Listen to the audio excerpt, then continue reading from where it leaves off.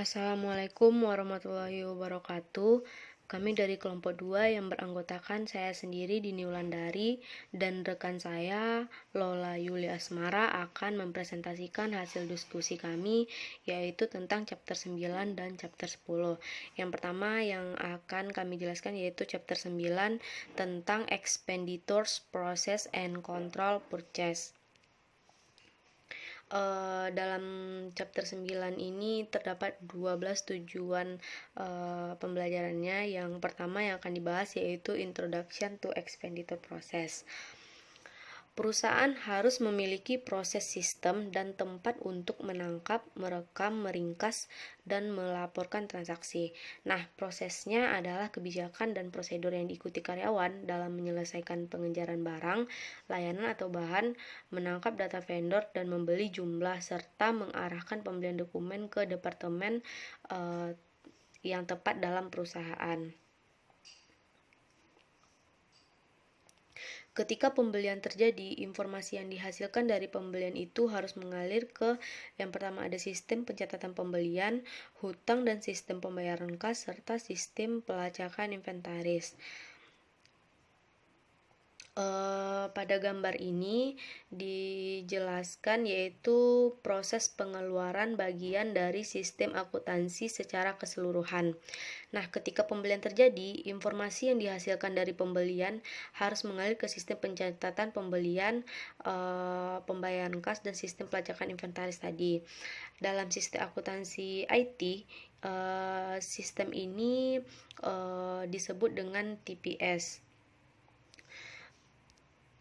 Selanjutnya pada gambar ini yaitu barangnya mengalir jauh dari perusahaan dalam proses pendapatan, sedangkan mereka mengalir ke perusahaan dalam pengeluaran proses mendatang.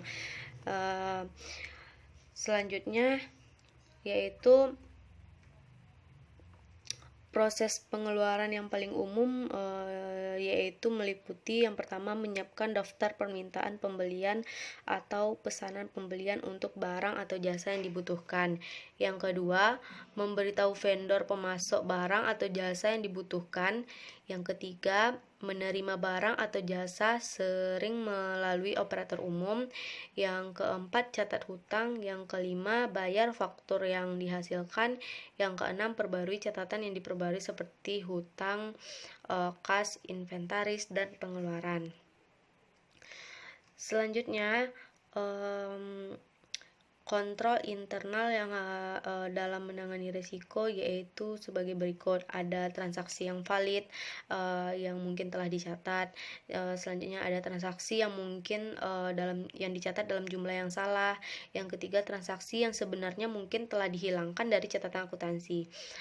Selanjutnya ada transaksi yang mungkin telah dicatat ke vendor yang salah atau nomor rekening yang salah.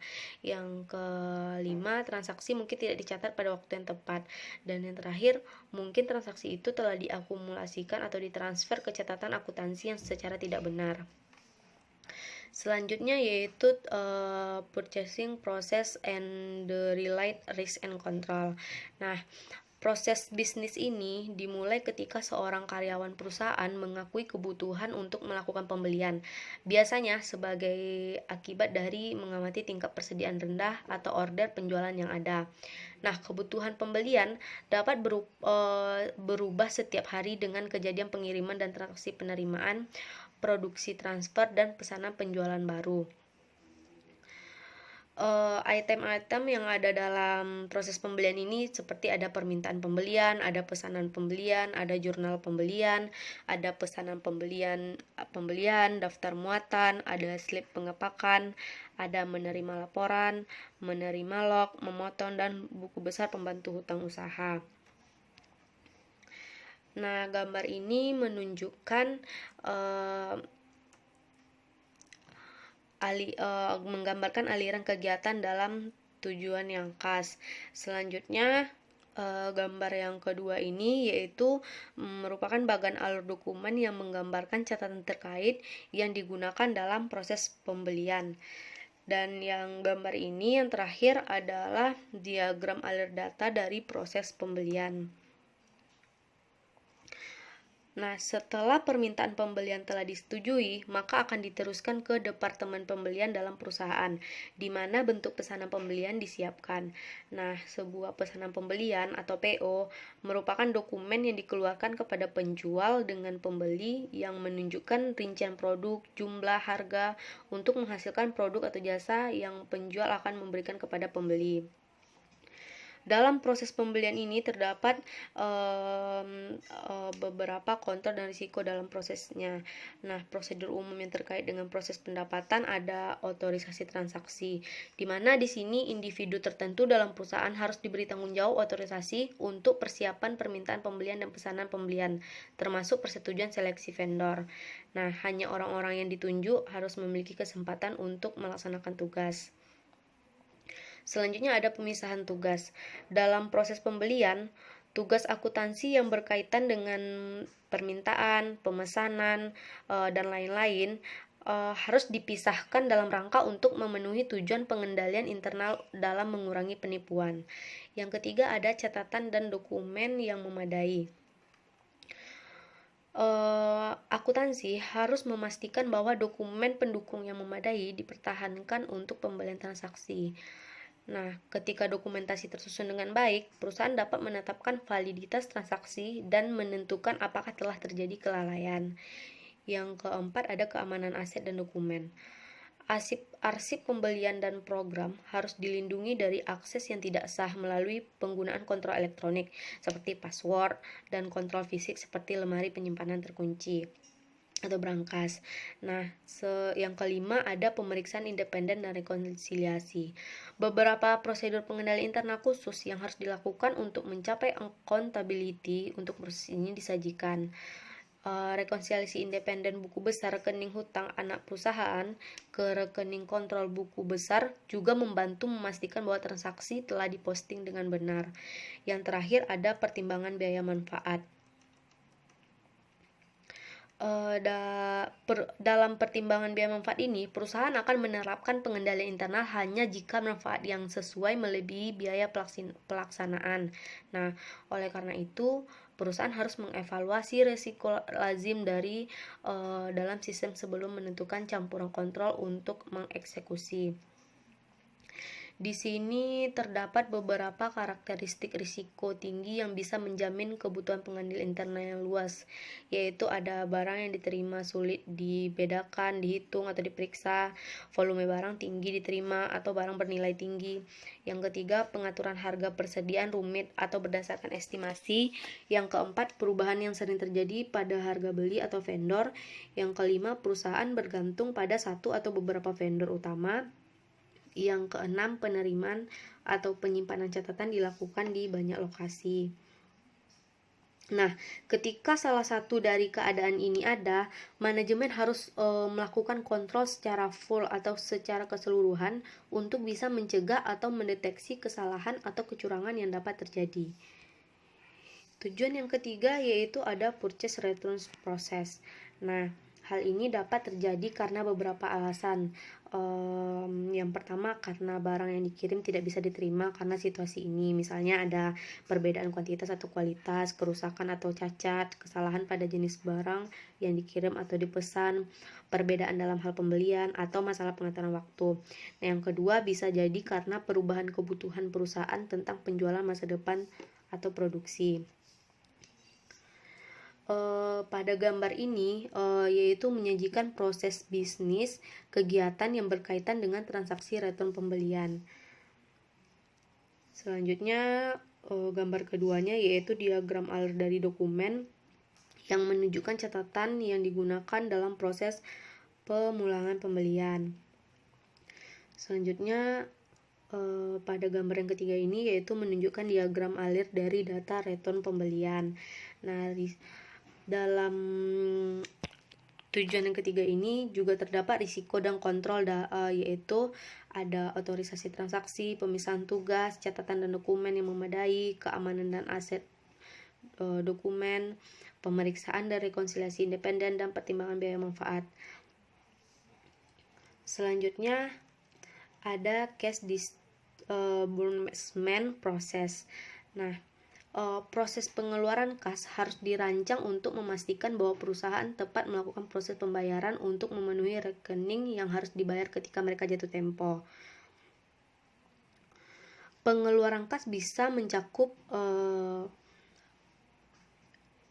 manajemen uang tunai, ada saran pengiriman uang, dan jurnal pencairan uang tunai. Sebagian besar perusahaan melakukan transaksi bisnis dengan memeriksa sehingga penulisan rekor pencarian kas. Nah, di sini dijelaskan pada gambar ini yaitu proses bisnis sistem pencairan kas. Yang gambar kedua menunjukkan flowchart dokumen untuk proses. Dan gambar yang ketiga yaitu diagram alir data pengeluaran kas. Risiko dan kontrol dalam proses pembayaran tunai hampir sama dengan risiko dari return pembelian, yaitu sama-sama ada otorisasi transaksi. Di sini Departemen Hutang harus mengotorisasi pengolahan transaksi pengeluaran kas sesuai dengan kebutuhan untuk memenuhi kewajiban penjual. Otorisasi terjadi ketika rekening Departemen Hutang sesuai dengan pesanan pembelian. Yang kedua ada pemisahan tugas. Pemisahan tugas yang efektif dapat mengurangi kemungkinan kesalahan terdeteksi atau penipuan dengan menyediakan kontrol akuntansi atas proses pencairan uang tunai. Yang ketiga ada catatan dan dokumen yang memadai. Sebuah buku pembantu utang usaha dan pengeluaran kas jurnal adalah catatan mendasar dalam proses pengeluaran kas. Nah, praktek mengeluarkan cek pada bentuk diberi nomor sebelumnya menciptakan rekor dari urutan transaksi. Selanjutnya ada keamanan aset dan dokumen. Akses ke kas harus dibatasi dengan penandatanganan cek resmi. Kontrol fisik harus berada di tempat di daerah di mana kas dipertahankan dan dicairkan. Nah, akses ke catatan harus dibatasi kepada orang-orang ditunjuk dalam hutang dan pengeluaran kas fungsi. Selanjutnya, pemeriksaan dan rekonsiliasi independen. Dalam pengeluaran kas jurnal dan rekening subsidiari, hutang buku besar harus dirujuk ke rekening kontrol buku besar secara teratur. Nah, proses rekonsiliasi pendukung dari rekening bank termasuk penerimaan langsung dari laporan bank oleh karyawan yang ditunjuk agar tidak ada orang lain yang mungkin memiliki kesempatan untuk mengubah dokumen. Yang terakhir yaitu pertimbangan biaya manfaat. Ketika sebuah perusahaan proses volume besar pengeluaran kas harus mempertimbangkan pelaksanaan prosedur pengendalian internal untuk memastikan keakuratan transaksi tersebut. Nah, beberapa situasi lain yang dapat menjamin kontrol termasuk keberadaan kompleks, pengaturan vendor, atau diskon istilah desentralisasi, dan pengeluaran kas melalui mata uang. Yang kelima yaitu IT System of Expenditure and Cash Disbursement Process. Nah, dalam sistem komputerisasi akuntansi akan ada banyak tugas manual. Hal ini biasanya berlaku untuk perusahaan kecil atau menengah dengan sistem IT-nya yang skala kecil.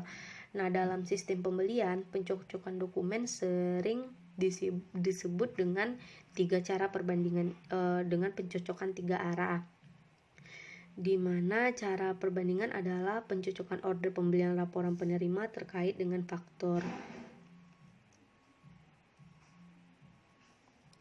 Di sini masalah dengan sistem ini yaitu memakan waktu yang mahal dan rekayasa ulang proses bisnis atau BRP untuk meningkatkan efisiensi dan efektivitas.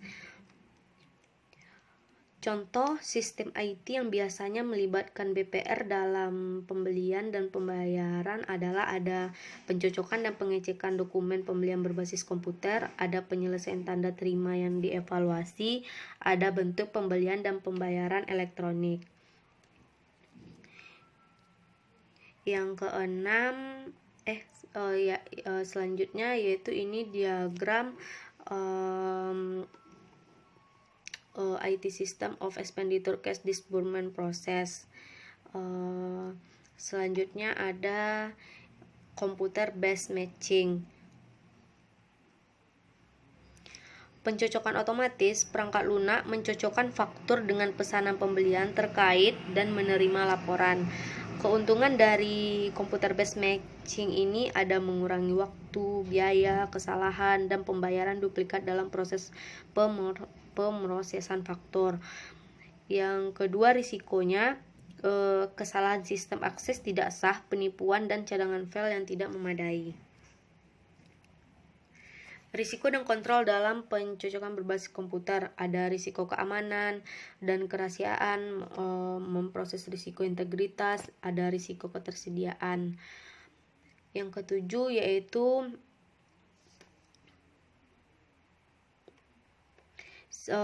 penerimaan yang dievaluasi sistem dan risiko terkait dan kontrolnya.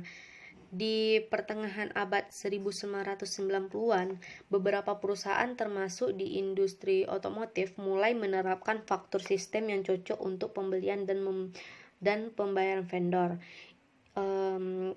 Di sini IRS adalah sistem tanpa faktur, di mana perangkat keras dan perangkat lunak komputer lengkap cocok dengan tanpa faktur, yang merupakan perbandingan dari pesanan pembelian dengan barang yang diterima.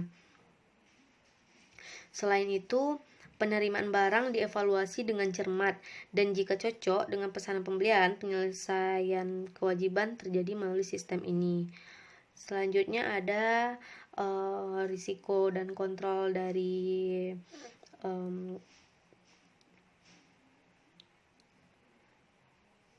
penerimaan yang dievaluasi ini. Ada risiko keamanan dan kerahasiaan, ada risiko integritas, ada risiko ketersediaan.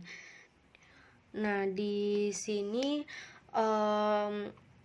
ada risiko dan kontrol dalam bisnis dan elektronik data interchange. Yang pertama, di bagian keamanan dan kerahasiaan, ada akses tidak sah, ada hacker atau jaringan lain, dan penolakan transaksi purchase.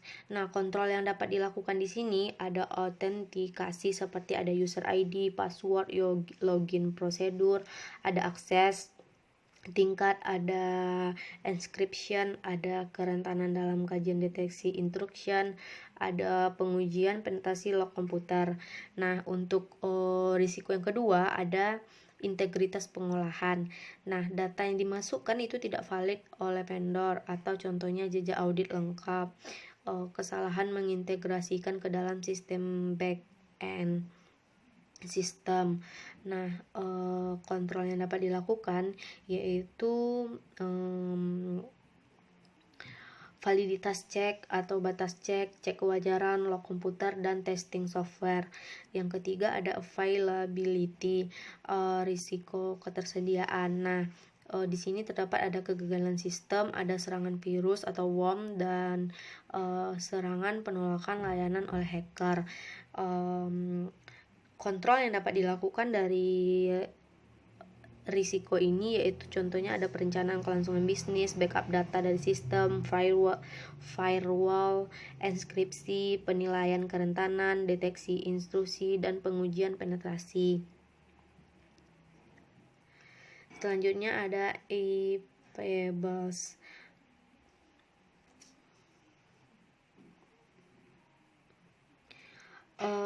Dalam payable systems, manajer akuntansi dalam organisasi biasanya tertarik pada sistem baru dan perangkat lunak yang mengurangi biaya atau meningkatkan efisiensi pengolahan hutang.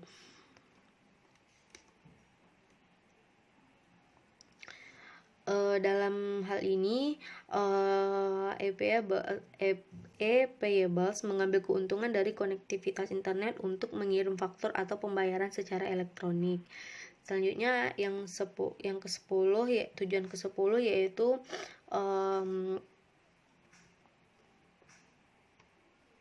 kartu pengadaan. Di sini banyak perusahaan telah menerapkan kartu pengadaan sebagai metode untuk menghilangkan atau mengurangi transaksi pembelian dan pembayaran waktu. Nah, kartu pengadaan sering disebut dengan P-card, yang merupakan organisasi memberikan kepada karyawan tertentu untuk membuat purchase yang ditunjuk. Kartu pengadaan biasanya tidak digunakan untuk pembelian seperti persediaan atau pemeliharaan, dan untuk membayar biaya perjalanan dan hiburan.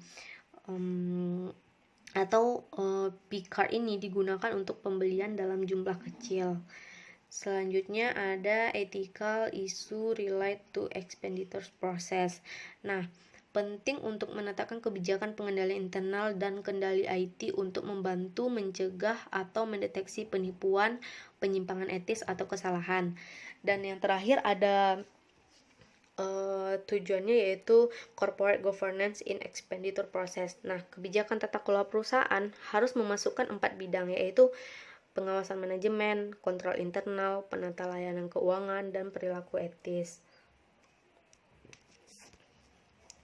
Selanjutnya saya akan menjelaskan artikel pertama dari kelompok kami, yaitu yang judulnya yaitu Effects of Public Expenditures Management Practice on Service Delivery in the Public Sector, The Case of District Assemblies in Ghana. Diambil dari Journal of Public Administration and Governance pada tahun 2019. Introduction. Artikel ini berfokus pada praktik manajemen pengeluaran publik dan bagaimana pengaruhnya terhadap pemberian layanan dari Majelis Distrik Ghana. Beberapa penulis telah berusaha menjelaskan apa yang memenuhi syarat pengeluaran publik. Di antaranya ada Adam 2006 yang menyatakan bahwa publik pengeluaran mengacu pada pengeluaran yang dikeluarkan oleh pemerintah dalam menjalankan urusannya.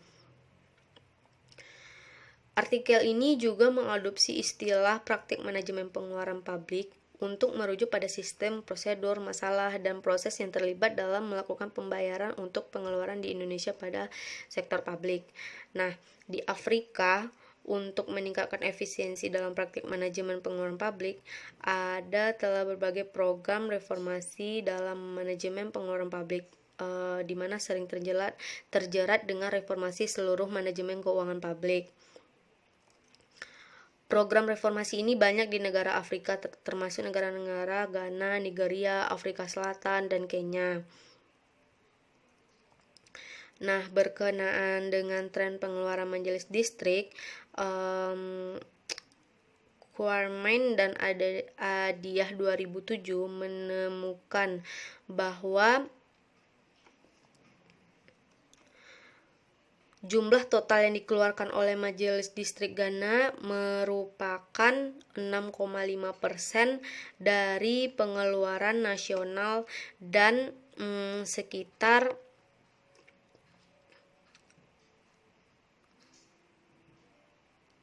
1,8% dari PDB tahun 2004.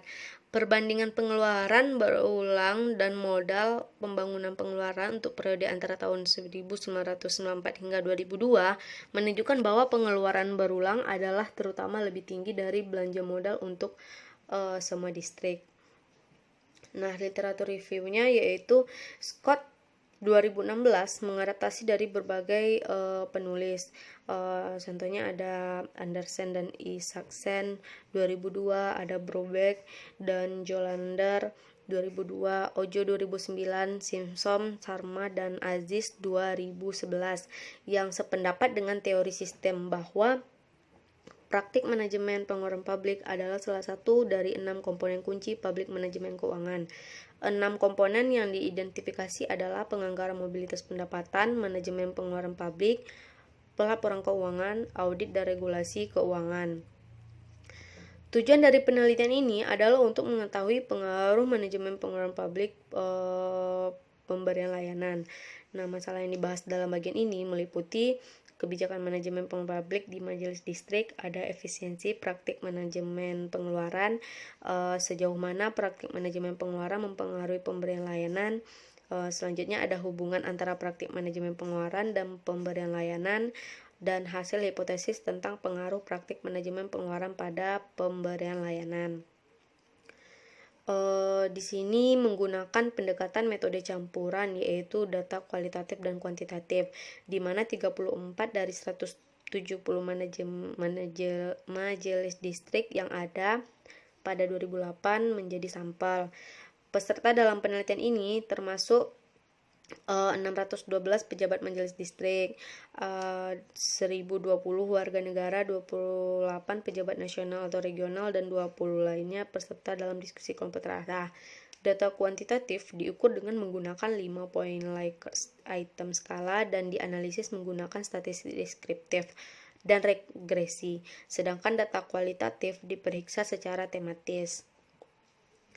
Kesimpulan, dari studi ini menyatakan bahwa praktik manajemen pengeluaran publik memiliki pengaruh signifikan terhadap pemberian layanan. Ada prosedur yang ditetapkan, beberapa kerangka kerja, peraturan, dan kebijakan untuk memandu praktik manajemen pengeluaran di majelis distrik. Ada juga indikasi bahwa ada beberapa pengeluaran diprioritaskan daripada yang lain. Selanjutnya, rekomendasi kebijakannya. Yang pertama, ada studi ini merekomendasikan bahwa DA harus memprioritaskan pengeluaran untuk kunci area pemberian layanan seperti meningkatkan pengurangan kemiskinan, meningkatkan manusia indeks modal, perkuat praktik inovasi. DA harus memperkuat elektronik, otomatisasi, dan teknologi tepat guna untuk manajemen, serta layanan pengeluaran yang lebih baik dari pengiriman.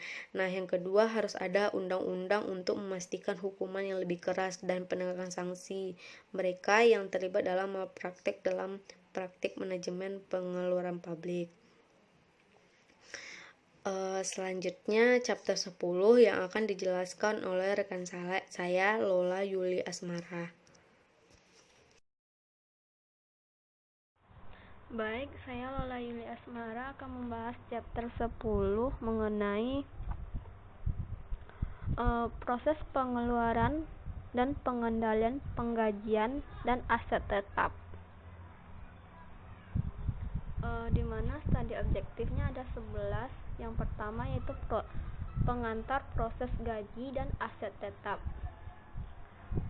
Proses penggajian meliputi kebijakan dan prosedur yang dilaksanakan oleh karyawan, di mana proses penggajian ini mencakup pertama perolehan dan pemeliharaan sumber daya manusia, yang kedua perolehan dan pemeliharaan data karyawan, yang ketiga membayar gaji karyawan, yang keempat mencatat kewajiban, beban, dan kas yang terkait dengan penggajian. Sedangkan proses aset tetap, kebijakan dan prosedurnya mencakup pertama membeli aset, yang kedua perolehan dan pemeliharaan data terkait aset, yang ketiga membayar dan mencatat aset, yang keempat mencatat penyusutan dan biaya lain yang terkait laba dan rugi. Setiap perusahaan memiliki proses penggajian dan aset tetap yang tidak sama. Dan mengapa proses penggajian dan aset tetap ini penting bagi perusahaan akan dibahas selanjutnya, yaitu proses penggajian dan aset tetap ini ada dimulai dengan transaksi, proses, dan hasil.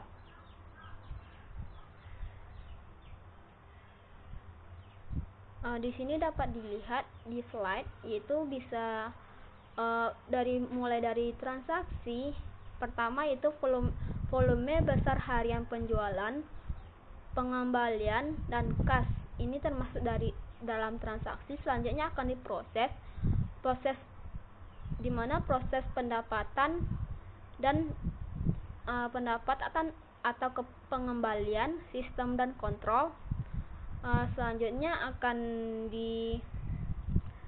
dilakukan jurnal umum, dan selanjutnya itu akan didapatkan hasil laporan eksternal dan laporan internal, di mana laporan eksternal ini seperti neraca, laporan laba rugi, dan laporan arus kas.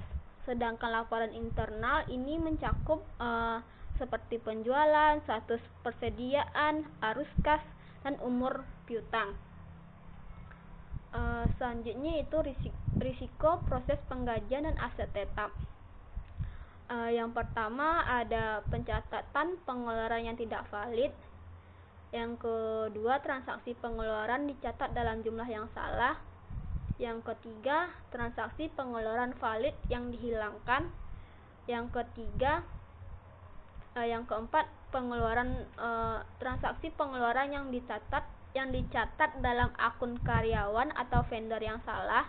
Yang kelima, transaksi tidak dicatat tepat waktu. Yang keenam, transaksi tidak dijumlahkan dengan benar. Selanjutnya itu proses penggajian. Dimulai ketika karyawan diterima dalam perusahaan tersebut.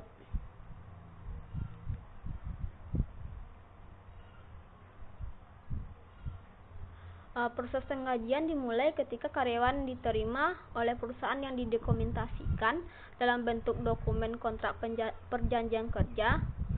Proses penggajian ini merupakan proses organisasi yang terus-menerus. Adapun tanggung jawab Departemen Sumber Daya Manusia yang pertama yaitu memelihara catatan atas setiap pekerjaan dan setiap karyawan di dalam organisasi. Yang kedua, melacak kebutuhan karyawan dan membantu proses rekrutmen. Yang ketiga, memelihara data personel karyawan, riwayat personel, informasi personel, dan informasi penting lainnya. Selanjutnya yaitu data proses penggajian. Di sini dapat dilihat di slide, yaitu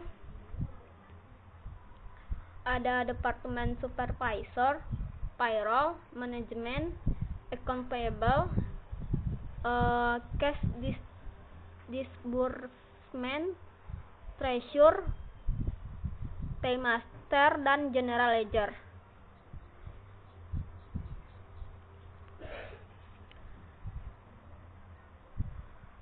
Di sini ada beberapa proses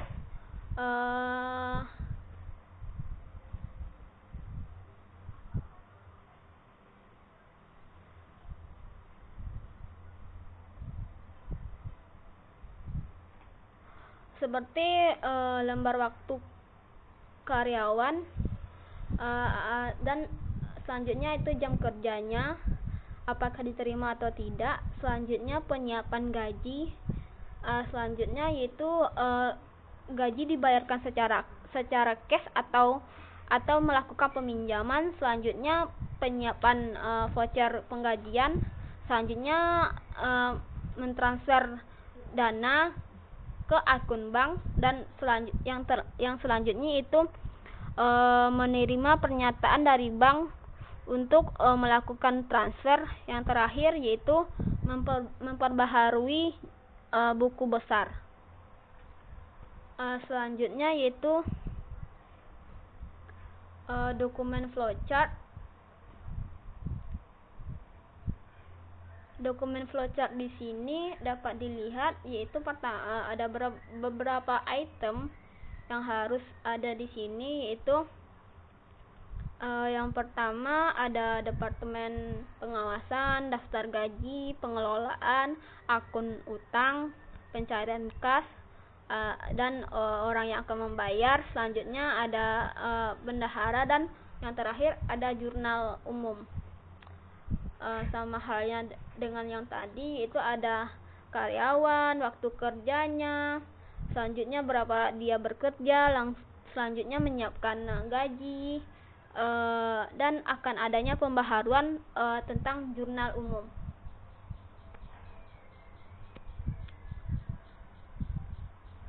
Selanjutnya yaitu data flow diagram, di mana data flow diagram ini yaitu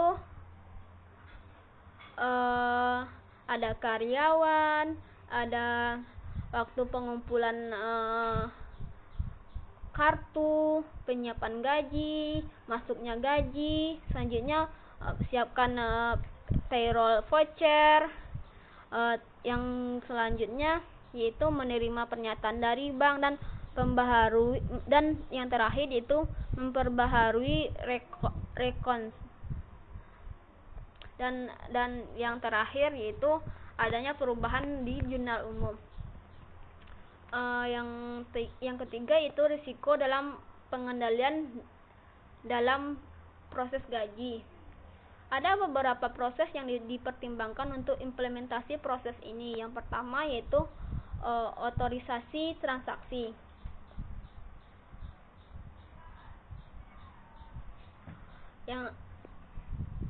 otorisasi transaksi, yaitu manajemen mengambil tanggung jawabnya dengan cara meninjau ulang dokumen penggajian untuk menghindari kesalahan dan kecurangan yang dilakukan karyawan. Selanjutnya tuh catatan pribadi karyawan harus berisi tentang bukti otoritas atau otorisasi yang layak atas berbagai jumlah gaji. Yang kedua yaitu pemisahan tugas. Tujuan dari pemisahan tugas di sini adalah dalam proses penggajian menghindari persiapan dan pembayaran cek gaji yang salah. Untuk menyelesaikan tugas ini, fungsi akuntansi penggajian tertentu seperti otorisasi, pemeliharaan waktu, pemeliharaan catatan, dan pemeliharaan cek gaji harus dipisahkan semuanya. Yang ketiga yaitu catatan dan dokumen yang memadai. Catatan pribadi dan daftar gaji merupakan catatan fundamental dalam proses penggajian. Praktik mengenai cek gaji dalam cek yang ditetapkan sebelumnya dari akun bank yang terpisah merupakan pengendalian lainnya yang membantu menjelaskan catatan pada transaksi penggajian. Yang keempat, keamanan aset dan dokumen. Akses terhadap catatan pribadi dan catatan penggajian harus dibatasi. Dan pengendalian melalui elektronik dan pengendalian fisik harus memastikan kerahasiaan dan dari informasi penggajian. Yang selanjutnya itu akses terhadap kas gaji harus dibatasi untuk tanda tangan cek gaji yang diotorisasi. Yang kelima yaitu cek yang independen dan rekonsiliasi. Setiap rekonsiliasi ini harus dilakukan sebelum cek gaji ditandatangani untuk memastikan ketepatan dalam informasi penggajian. Rekonsiliasi bank ini harus mengikuti prosedur yang sama sebagai kebutuhan untuk pemeriksaan akun perusahaan. Selanjutnya itu pertimbangan biaya dan manfaat. Perusahaan harus memilih biaya yang signifikan terkait usahanya untuk melindungi keakuratan dan keamanan pencatatan gaji. Selanjutnya yaitu sistem IT dari proses penggajian. Banyak perusahaan yang menggunakan sistem software online yang mengintegrasikan atau menyatukan fungsi sumber daya manusia dan penggajian. Dengan sistem ini yang terintegrasi, data personal real-time tersedia dan sistem buku besar dan produksi dapat secara otomatis diperbaharui pada akhir periode penggajian. Selain transfer gaji secara elektronik, perusahaan dapat menggunakan transfer secara elektronik untuk membuat pembayaran atas pajak dan potongan lainnya. Program ini akan meningkatkan saving atau tabungan dalam hal waktu, biaya, dan peningkatan akurasi. Selanjutnya yaitu proses aset tetap, di mana proses aset tetap ini ada 3 fase proses aset tetap. Yang pertama yaitu akuisisi aset tetap, yang kedua aset tetap lanjutan, yang ketiga yaitu pelepasan aset tetap. Di sini dapat dilihat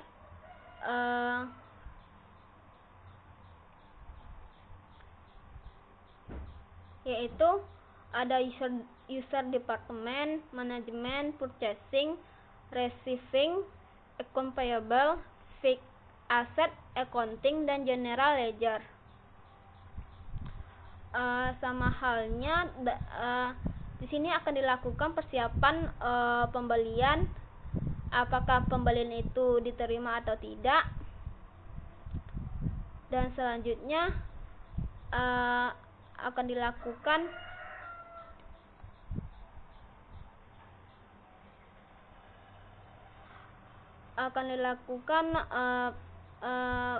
penerimaan delivery atau tidak. Selanjutnya yaitu akan disiapkan dokumen seperti invoice untuk vendor, dan selanjutnya akan mengupdate account payable record. Yang terakhir yaitu akan diupdate fixed asset, dan terakhir akan diupdate general ledger. Selanjutnya yaitu ada aset tetap lanjutan ini ada beberapa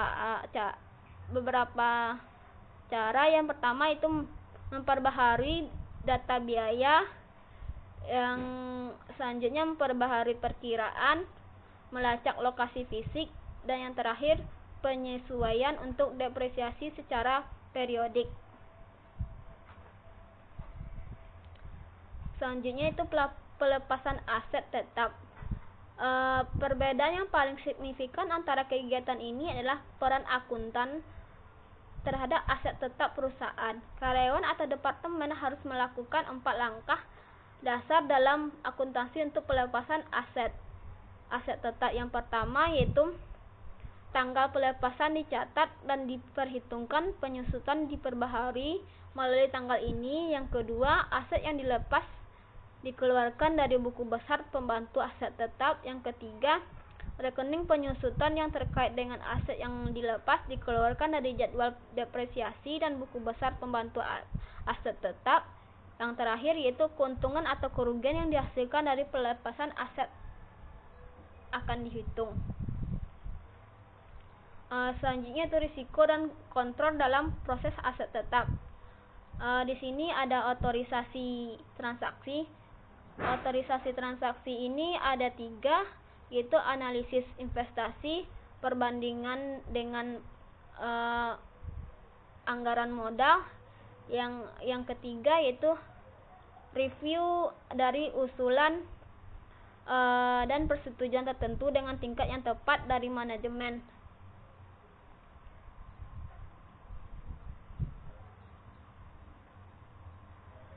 Di mana analisis investigasi ini yaitu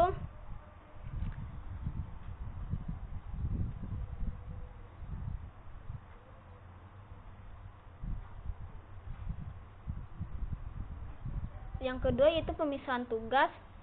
Pemisahan tugas di sini dilakukan agar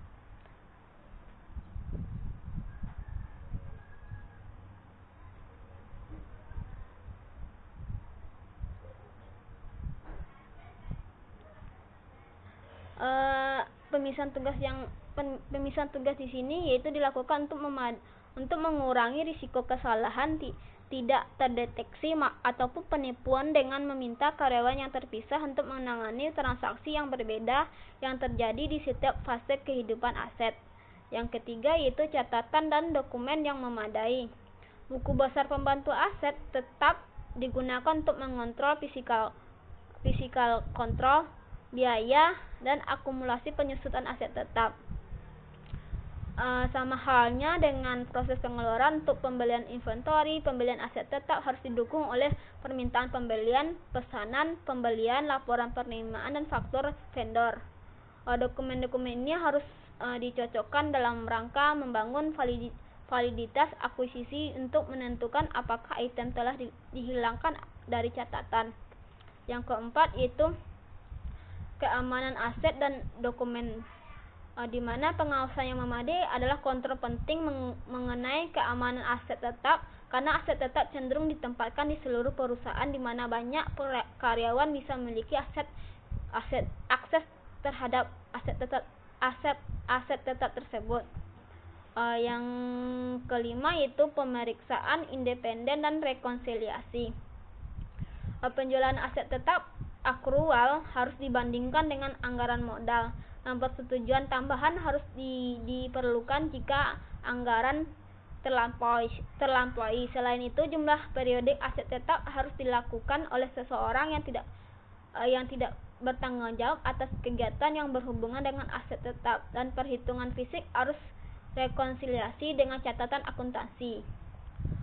Selanjutnya itu sistem IT dari proses aset tetap. Kerumitan proses aset tetap yang dijelaskan sebelumnya menunjukkan fakta yang jelas bahwa teknologi informasi adalah solusi dari proses aset tetap, sehingga semakin banyak perusahaan menggunakan program perangkat IT untuk mengelola aset tetap dibandingkan tetap menggunakan spreadsheet atau sistem manual tradisional. Sistem IT dari proses aset tetap ini ada kekurangannya. Yang pertama, yang dimana kekurangan sistem berbasis spreadsheet ini adalah yang pertama, desain spreadsheet sangat memakan waktu. Selain itu, sebagian besar perusahaan memiliki struktur kompleks. Yang selanjutnya itu tidak cukup fleksibel untuk mengakomodasi perubahan secara efisien. Yang selanjutnya sangat sulit untuk menerapkan berbagai kebijakan penyusutan dalam spreadsheet. Yang keempat itu spreadsheet tidak cocok untuk menangani data non finansial yang diperlukan untuk mempertahankan kontrol fisik aset perusahaan, dan sulit untuk menetapkan jejak audit melalui spreadsheet sehingga melacak perubahan aset tetap akan sulit. Yang terakhir adalah peluang terbatas untuk penyesuaian pelaporan. Selanjutnya itu efisiensi dan efektivitas akuntansi untuk aset tetap dapat sangat ditingkatkan melalui penggunaan program IT khususnya untuk membantu mengelola aset tetap. Perangkat semacam ini menyederhanakan yang pertama pencatatan terkait lokasi dan deskripsi aset tetap, yang kedua catatan penyusutan dan pemeliharaan, yang ketiga jejak audit, yang keempat keterkaitan dengan buku besar. Selanjutnya yang kedelapan yaitu masalah etika terkait proses penggajian dan aset tetap. Daftar berikut menyajikan beberapa sumber tipikal pemalsuan timesheet. Yang pertama itu melebih-lebihkan jam kerja, yang kedua pemalsuan waktu lembur atau waktu liburan berhasil dibayarkan dengan bunga yang lebih tinggi. Yang ketiga memasukkan penjualan untuk meningkatkan pembayaran komisi. Yang keempat melebih-lebihkan biaya terkait pekerjaan yang dapat dilaporkan dengan timesheet dan diganti melalui gaji. Selanjutnya itu masalah etika terkait proses penggajian dan aset tetap, di mana adanya pegawai hantu, yaitu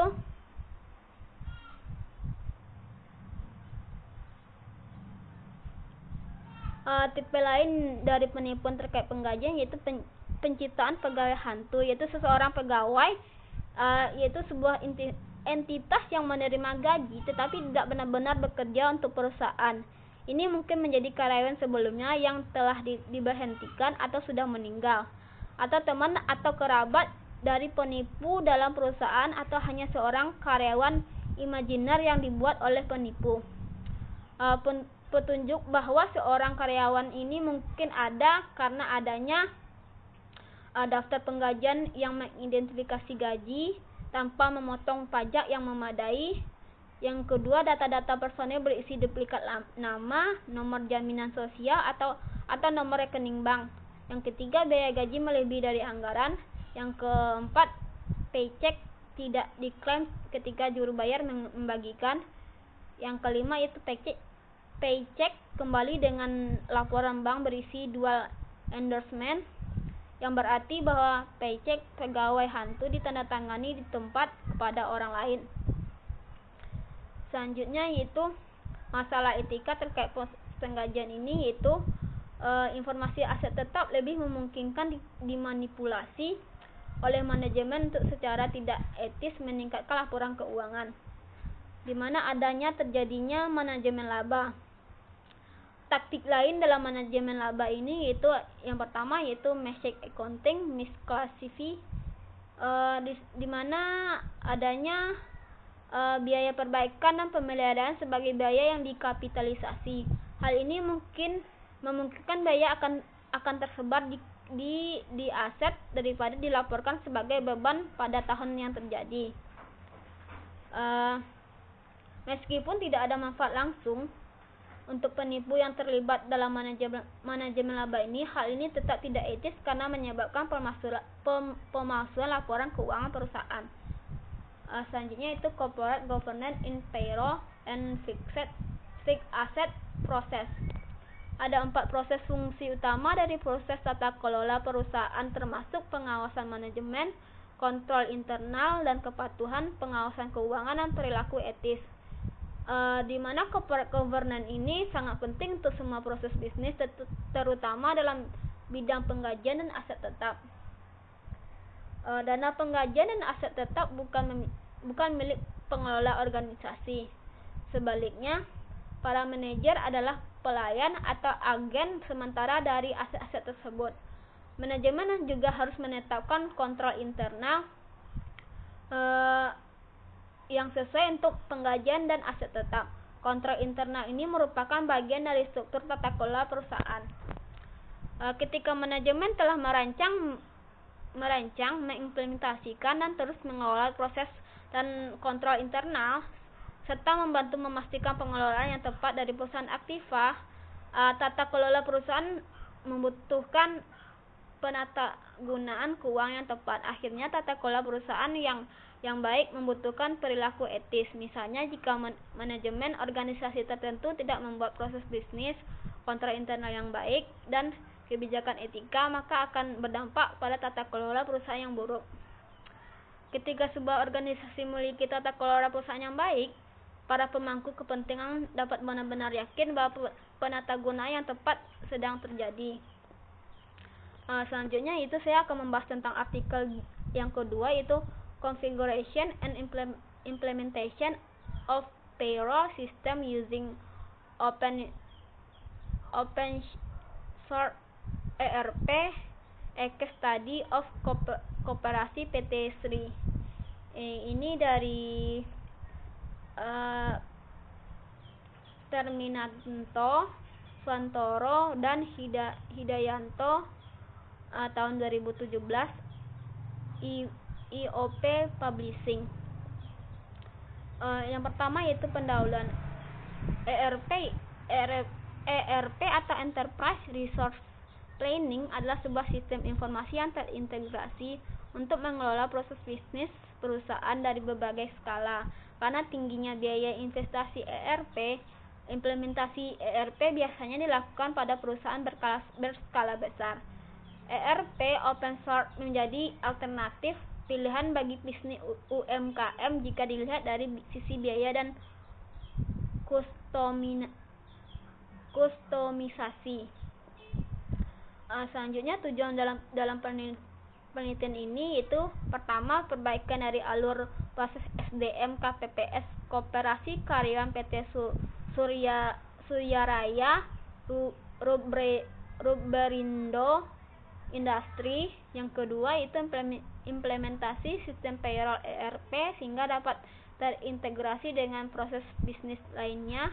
Yang ketiga, penyesuaian ketentuan dan struktur gaji dengan modul ERP. Adapun permasalahan di dalam artikel ini yaitu KPPS belum memiliki sistem payroll yang terintegrasi untuk mendukung proses bisnis. Data antara departemen tidak akurat. Manajemen dan perhitungan payroll masih dilakukan secara manual, serta tidak terdapat sistem database sehingga output tidak dapat dihasilkan secara real time. Adapun metode penelitiannya di sini yaitu penelitian ini mengidentifikasi karakteristik dan konfigurasi dari implementasi open source ERP modul payroll pada KPPS menggunakan OSS ERP Odoo dan menggunakan metode ASAP. Metode ASAP di sini yaitu Accelerated SAP. Odoo merupakan salah satu ERP yang dibuat dengan menggunakan bahasa program Python yang bersifat open source. ASAP metodologi adalah pendekatan yang direkomendasikan oleh SAP untuk mengimplementasikan software ERP di perusahaan. Adapun tahapan langkah metode SAP ini, yang pertama persiapan, yaitu identifikasi masalah dan langkah untuk penyelesaian. Yang kedua, blueprint bisnis, identifikasi proses bisnis saat ini serta perbaikan proses bisnis yang diinginkan. Berikut analisa perbedaan antara keduanya serta desain sistem yang akan dikembangkan. Yang ketiga yaitu realisasi, yaitu pengembangan sistem sesuai dengan blueprint. Yang keempat, persiapan final, yaitu transfer data dari sistem lama ke sistem baru. Berikut training untuk user. Yang terakhir itu go live dan support, yaitu implementasi dari supervise sistem baru berikut supervisi atas sistem baru. Adapun pembahasannya di sini yaitu ada yang pertama yaitu metode manual ini memungkinkan ruang yang luas kesalahan saat menghitung dalam pengajian. Maka dari itu akan dilakukannya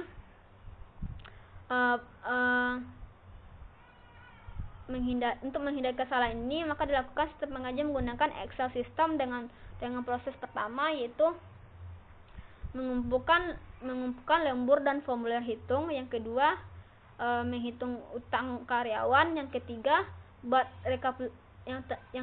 membuat rekapitulasi penggajian. Yang keempat, membuat slip pembayaran untuk setiap karyawan. Yang selanjutnya yaitu mentransfer uang ke karyawan melalui bank. Yang terakhir yaitu setelah transfer setiap karyawan maka akan dimasukkan gaji kepada karyawan tersebut. Adapun kesimpulan dari artikel ini yaitu untuk mengimplementasikan sistem Odoo ERP atau ERP ini menunjukkan bahwa sistem ini diharapkan akan membantu pemrosesan data menjadi lebih mudah, murah dan akurat tanpa khawatir akan datanya error dalam perhitungan. Yang selanjutnya itu modul dalam Odoo ini akan memungkinkan karyawan untuk dapat melihat rincian struktur dan penetapan gajinya secara mandiri. Sekian presentasi dari saya. Apabila ada pertanyaan dari rekan-rekan, silahkan. Saya akhiri dengan wabillahi taufiq wal hidayah. Assalamualaikum warahmatullahi wabarakatuh.